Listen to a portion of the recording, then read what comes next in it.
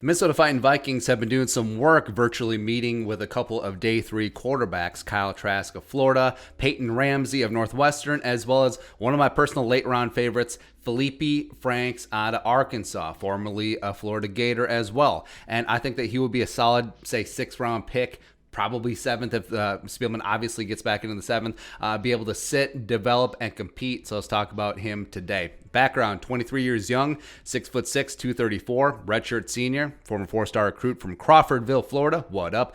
Big-time recruit, originally committed to LSU, took his talents and stayed in state with the Gators. Took over the starting job as a redshirt sophomore in 2018 and looked like a rising star. 2,457 yards passing, 24 touchdowns, 6 picks, ran for 7 touchdowns as well. Peach Bowl MVP in a big-time win over Michigan, but then early in 2019, broke his ankle and then lost his job to Kyle Trask.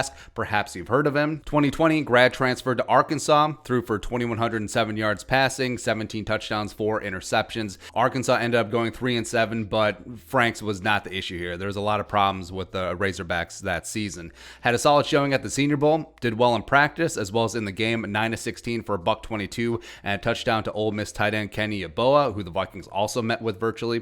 Pros, obviously, is the size. Has prototypical NFL size, can take a pounding, has been durable aside from the ankle injury. Also the arm strength. That's the thing that's going to pop right away. Him and Kellen Mond do have the strongest arms in the draft, can drop lasers. You like to see it. 2020 improvement. So even though Arkansas went 3-7, like we mentioned, his accuracy greatly improved last season versus his time at Florida, even though he was a descending talent in 2018. Also, he's a power runner, where he's not young Cam Newton. Ironically, another Florida transfer to an SEC school, but with his size and speed, he ran a 4.59 40. He does add that extra dimension where, hey, if everything's covered downfield, I'm going to take off. Plus, you can have some design quarterback runs in the mix as well. Cons, so college offense. And this is a knock on a lot of the quarterbacks coming out, but both at Florida and Arkansas, a lot of RPOs, a lot of bubble screens, a lot of half-field reads or run. Now, a lot of these concepts are trickling up to the NFL, but we'll have to adapt to the current pro game. Also, consistency. He'll have some wow throws, just drop a dime, 40, 50, 60 yards downfield, and just have a couple of mind-numbingly poor decisions. 21 career interceptions. It is what it is. Accuracy. It's like karma chameleon. It comes and goes. And part of it is college offense, where wide open windows, you see it before you throw it, especially in an RPO. Not much anticipation required, unlike in the pro game.